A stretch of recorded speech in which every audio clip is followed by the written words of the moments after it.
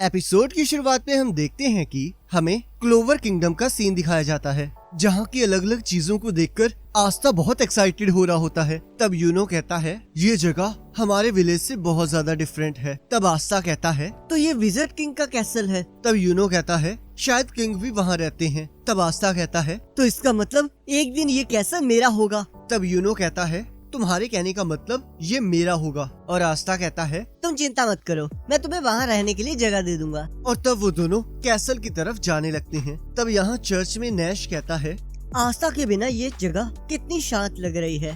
तब sister lily कहती हैं वो लोग अब तक रॉयल कैपिटल पहुँच चुके होंगे और मुझे उम्मीद है कि उनका एग्जाम अच्छा जाएगा। तब नैश कहता है मैं भी यही उम्मीद करता हूँ। तब आस्था कहता है आखिरकार ये एग्जाम हो कहाँ रहा है। तब यूनो कहता है शायद ये यही हो रहा है, पर आखिरकार तुम खा क्या रहे हो। तब आस्था कहता है ये ग्रिल्ड पर्पल स्नेक्स हैं, तो क्या ये तुम भी खाना चाहते हो। पर यूनो मना कर देता है और वो दोनों मैजिक नाइट एग्जाम के एंट्रेंस वाली जगह पर पहुंच जाते हैं। और वहाँ सभी लोग सभी पार्टिसिपेंट्स को चीयर कर रहे होते हैं और वहाँ सभी पार्टिसिपेंट्स की ग्रिम वॉर को देखकर नंबर दिए जा रहे होते हैं। और यूनो की ग्रिम वॉर को देखकर सभी लोग चौंक जाते हैं और तब वो दोनों अंदर चले जाते हैं। पर यहाँ बहुत सारी बर्ड्स घूम रही होती हैं।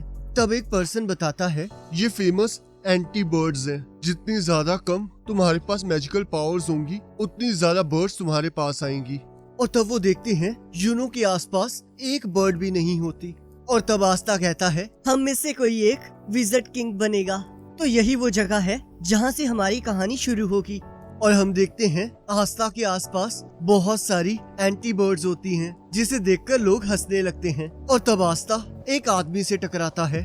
तब आस्था सोचता है आखिरकार ये कौन है। इसकी आंखों को देखकर तो ऐसा लग रहा है जैसे कि ये एक किलर है और इसके पास कितनी ज्यादा ताकत है। आखिरकार ये मेरी एज का कैसे हो सकता है। पर रुको, हमें किसी बुक को उसके कवर से नहीं जज करना चाहिए। और कहता है एक्चुअल में तुम अपनी उम्र से काफी बड़े लगते हो। लगता है तुम्हारी जिंदगी बहुत मुश्किलों के साथ कटी है। और तब वो आदमी आस्था के सिर को पकड़कर कहता है लगता है तुम्हें मरने का बहुत शौक है। और तब वहाँ उसके साथी उसे ढूंढते ढूंढते आ जाते हैं। तब एक लड़की कहती है ये तो बहुत फेमस फिनरल रोल केस है, जिसके पास बहुत ज्यादा रेयर स्पेशल मैजिक है। तब एक पर्सन कहता है ये तो बस अपनी जॉब को छोड़कर फ्लर्ट ही करता रहता है। और ये दूसरा है गॉर्डन एग्रिपा और इसके पास हैक्स मैजिक है। और तब फिनरल कहता है बस करिए, एक मैजिक नाइट स्कॉट कैप्टन एक एग्जाम के कैंडिडेट को नहीं मार सकता। तब एक पर्सन कहता है स्कॉट कैप्टन, इसका मतलब ये है द लॉर्ड ऑफ डिस्ट्रक्शन यामी शुकिहिरो। तब एक लड़की कहती है क्या ये वही यामी है जो कि ब्लैक बोल्ट्स का कैप्टन है। इस स्क्वाड ने तो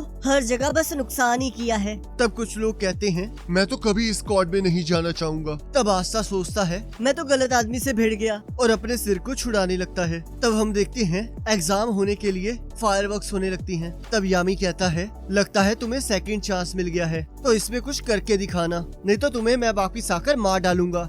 जिसे सुनकर आस्था हैरान हो जाता है और तब वो लोग वहाँ से चले जाते हैं। और तब वहाँ एक पर्सन आस्था से उसका हाल पूछता है और अपना नाम सैकी ब्रोंजाजा बताता है। तब आस्था भी उसे हेलो कहता है और अपना नाम बताता है। और तब हम देखते हैं सभी स्क्वाड कैप्टन्स वहाँ आ जाते हैं। तब यूनो कहता है आखिरकार ये लोग कौन हैं? तब आस्था कहता है ये असली मैजिक नाइट स्क्वाड कैप्टन्स हैं। और तब हमें सभी स्क्वाड कैप्टन्स के बारे में बताया जा रहा होता है। और तब वहाँ सबसे बेस्ट स्क्वाड का कैप्टन आता है जिसका नाम विलियम वेंजेंस होता है। तब हमें बताया जाता है कि सभी 9 स्क्वाड कैप्टन्स की पावर 100 मेजिस के बराबर है और इन्हीं में से किसी एक को नया विजर्ड किंग बनाया जाएगा। तब आस्था विजर्ड किंग को ढूंढ रहा होता है। तब सैके कहता है विजर्ड किंग इतने छोटे इवेंट में नहीं आएंगे। सभी कैप्टन्स को एक साथ देखना किसी मिरेकल से कम नहीं है। तब कैप्टन विलियम कहते हैं सभी लोग ध्यान से सुने, इस एग्जाम के सारे टेस्ट मैं लूंगा।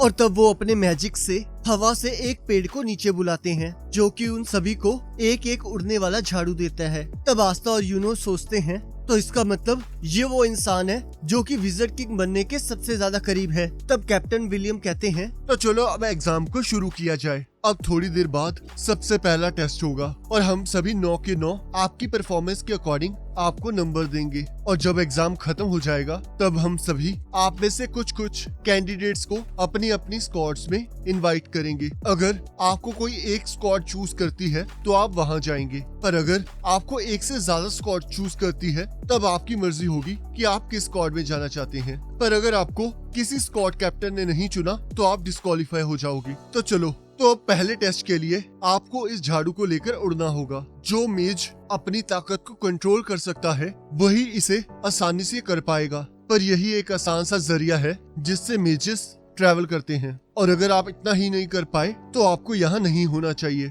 तो चलिए अब शुरू करते हैं। पर तब हम देखते हैं बहुत सारे कैंडिडेट्स हवा में उड़ पा रहे होते हैं और यूनो बिना किसी परेशानी के हवा में उड़ पा रहा होता है और यहाँ आस्था कुछ नहीं कर पा रहा होता और सभी स्क्वाड कैप्टन्स इसे नोटिस कर रहे होते हैं। तब क्रिम्सन, लायन कैप्टन, फ्यूगोलियन, वर्मिलियन सोचते हैं अगर इसके पास कोई टैलेंट भी ना हो पर फिर भी इसे कम से कम फ्लोट तो करना चाहिए। तब सैकी कहता है आखिरकार तुम कर क्या रहे हो? तुम्हें बस अपनी बॉडी को रिलैक्स करना होगा, उसके बाद तुम इसे आसानी से कर पाओगे। पर हम देखते हैं आस्था फिर भी कुछ नहीं कर पा रहा होता और यहाँ हम देखते हैं सिल्वर ईगल की स्क्वाड कैप्टन नोजर सिल्वा एक लड़की से मिलने जाते हैं और कहते हैं मैंने तुम्हें पहले भी कहा है, रॉयल्टी को ये एग्जाम देने की कोई जरूरत नहीं होती और ये पहले से ही डिसाइड हो चुका है कि तुम कहाँ जाओगी, तो ऐसी बेकार सी हरकतें करना बंद करो। तब वो लड़की कहती है मैं समझ गई ब्रदर नोजेल। तब कैप्टन नोजल कहते हैं वैसे भी तुम्हारी एग्जिस्टेंस से कोई फर्क नहीं पड़ता और वहाँ से चले जाते हैं। और हम देखते हैं आस्था किसी भी एग्जाम में कुछ नहीं कर पा रहा होता पर वो फिर भी हार नहीं मानता। तब कैप्टन विलियम कहते हैं तो अब हम इस एग्जाम का आखिरी राउंड शुरू करेंगे जिसमें आपको एक दूसरे के साथ लड़ना होगा। तब कैप्टन वर्मिलियन कहते हैं तुम सभी तैयार हो जाओ, तुम्हें अपना एक पार्टनर चुनकर अपने ग्रिमवॉर की मदद से लड़ाई करनी होगी। एक नाइट की तौर पर हमें लड़ना आना चाहिए, तो हम वही देखना चाहते हैं। तब कैप्टन विलियम कहते हैं जब तक एक हार नहीं मान जाता या फिर लड़ ना पाए तब तक ये एग्जाम चलता रहेगा और जो लोग जख्मी होंगे उनके लिए हीलिंग मेजेस यहीं पर हैं, तो फिर इसलिए पूरी शिद्दत से लड़ना। तब आस्था सोचता है क्या ये लास्ट टास्क है? मैंने अभी तक कुछ नहीं किया है, अब मुझे शो ऑफ करने के लिए किसी स्ट्रॉन्ग पर्सन के साथ लड़ना होगा। तब सैकी आस्था से लड़ाई करने के लिए मान जाता है। तब उनकी लड़ाई शुरू होने वाली होती है। तब आस्था कहता है तो चलो हम अपनी पूरी जान लगा दें ताकि हम अपना गोल अचीव कर सके।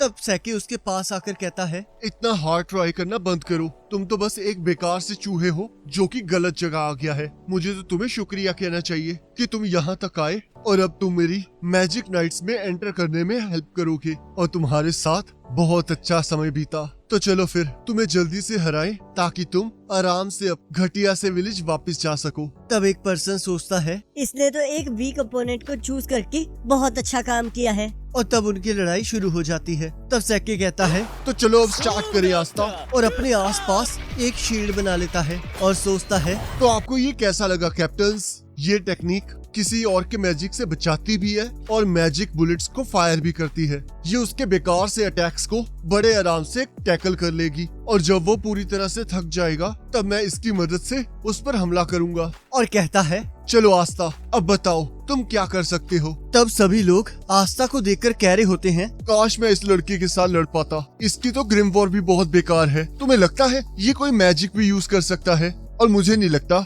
ये किसी स्क्वाड में सिलेक्ट भी होगा। तब आस्था कहता है लो मैं आ गया। और हम देखते हैं वो अपनी फुल स्पीड से आकर सैकी के ऊपर अपनी तलवार से हमला कर देता है जिससे उसका मैजिक टूट जाता है, जिसे देखकर सब लोग हैरान हो जाते हैं। तब आस्था कहता है मैं तुम्हारी तरह अच्छा समय बिताने के लिए मैजिक नाइट ज्वाइन नहीं कर रहा हूँ, मेरे पास उससे भी बड़ा गोल है। मैं एक दिन विज़र्ड किंग बनना चाहता हूँ। तब यहाँ यूनो सोचता है ये नहीं हराएगा तुम्हें आस्था, मैं हराऊंगा। तब कुछ लोग कहते हैं क्या ये सच में ये सब कुछ कर सकता है? आखिरकार ये है कौन कि ये सच में विज़र्ड किंग बनना चाहता है? तब यहाँ फिनरल कहता है बाकी टास्क के अकॉर्डिंगली मुझे नहीं लगा था इसके पास इतनी पावर होगी। तब यामी कहता है ये कोई मैजिकल पावर नहीं है, मुझे तो लगता है इसके पास तो कोई मैजिक ही नहीं है। और सोचते हैं तभी मैं सोचूं कि उस टाइम पर मुझे इसमें से कोई मैजिकल पावर क्यों नहीं सेंस हुई, और ये फिर भी कह रहा है कि ये विज़र्ड किंग बनेगा। क्या मजाक की बात है। और यहाँ हम देखते हैं बाकी कंटेस्टेंट्स भी आपस में लड़ने लगते हैं। और तब एक पर्सन यूनो को लड़ने के लिए बुलाता है और वो यूनो से कहता है, चाहे तुम्हें 4 लीफ क्लोवर ने चुना हो, पर तुम कोई रॉयल्टी नहीं हो, तो इसलिए मैं तुम्हें बताऊंगा तुम्हारा स्टेटस और पावर हमसे कितना नीचे है। अब मैं तुम्हें एक यादगार कहानी दूंगा अपने विलेज में सुनाने के लिए, तो चलो अब तैयार हो जाओ। और तब वो अपने मैजिक से एक लाइटनिंग बॉल बना के यूनो पर हमला कर देता है और तब यूनो अपनी विंड मैजिक से एक टोर्नेडो बनाता है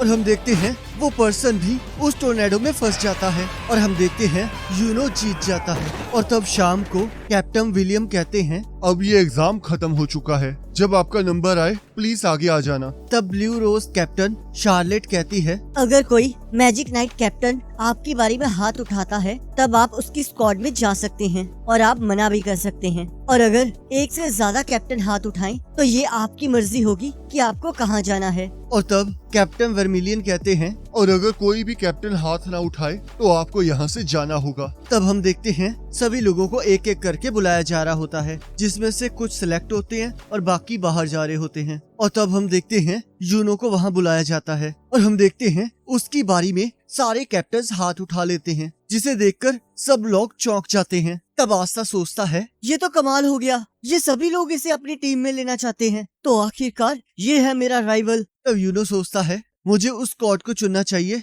जिससे मैं बहुत जल्द विज़र्ड किंग बन सकूं। और तब वो कैप्टन विलियम की स्क्वाड गोल्डन डॉन को चुनता है और तब हम देखते हैं आस्था का नंबर आ जाता है और हम देखते हैं आस्था की बारी में कोई भी हाथ नहीं उठा रहा होता, जिसे देखकर आस्था शॉक हो जाता है और सभी लोग उसे वहाँ से जाने के लिए कह रहे होते हैं। तब कैप्टन यामी कहते हैं, इसमें कोई हैरान होने की बात नहीं है, इससे कोई फर्क नहीं पड़ता कि तुम लड़ाई में कितने अच्छे हो, पर कोई भी किसी ऐसे को अपनी टीम में नहीं लेगा जिसकी पावर के बारे में किसी को कुछ ना पता हो, क्योंकि आखिर में सभी कैप्टन्स मैजिकल पावर्स ही ढूंढ रहे हैं। और तब कैप्टन यामी सभी को अपनी पावर दिखाने लगते हैं और आस्था के पास पहुंच जाते हैं। उनकी पावर को देखकर सभी लोग शॉक हो जाते हैं। तब आस्था सोचता है, ये प्रेशर बहुत ज्यादा है, तो एक स्क्वाड कैप्टन की मैजिकल पावर ये होती है। तब कैप्टन यामी कहते हैं, अगर तुम्हारे पास कोई मैजिकल पावर नहीं है तो तुम किसी को नहीं चाहिए, और यही रियलिटी है। और जैसे कि तुमने पहले कहा कि तुम एक विज़र्ड किंग बनना चाहते हो, तो तुम्हें ये पता होना चाहिए कि तुम्हें हम सारे 9 कैप्टन से ज्यादा अच्छा होना चाहिए। और अब मेरे सामने खड़े होकर क्या तुम ये कह सकते हो कि तुम विज़र्ड किंग बनोगे, चाहे तुम्हारे पास कोई मैजिकल पावर नहीं है? क्या तुम फिर भी यही सोचते हो? तब आस्था कहता है, ठीक है, चाहे मुझे आज मैजिक नाइट ज्वाइन करने का मौका ना मिले, पर इससे कोई फर्क नहीं पड़ता कि कोई क्या कहता है। मुझे चाहे ये जितनी मर्जी बार करना पड़े, मैं तब तक हार नहीं मानूंगा जब तक मैं विज़र्ड किंग नहीं बन जाता। तब कैप्टन यामी जोर जोर से हंसने लगते हैं और कहते हैं, ओ लड़के, तुम मुझे पसंद आए तो चलो मेरी स्क्वाड को ज्वाइन कर लो। जिसे सुनकर वो और बाकी सभी लोग हैरान हो जाते हैं। तब कैप्टन यामी कहते हैं, क्या तुमने सुना नहीं? मैं तुम्हें ब्लैक बुल्स में आने का मौका दे रहा हूँ, और वैसे भी तुम्हारे पास मना करने का कोई ऑप्शन भी नहीं है, और ये कोई आसान बात नहीं होगी। हम तुम्हारा वो हाल करेंगे कि तुम अपने आप को पहचान भी नहीं पाओगे, तो तैयार रहना। और जब हम ये सब कुछ कर लेंगे और तब तुम जाकर विज़र्ड किंग बन जाना।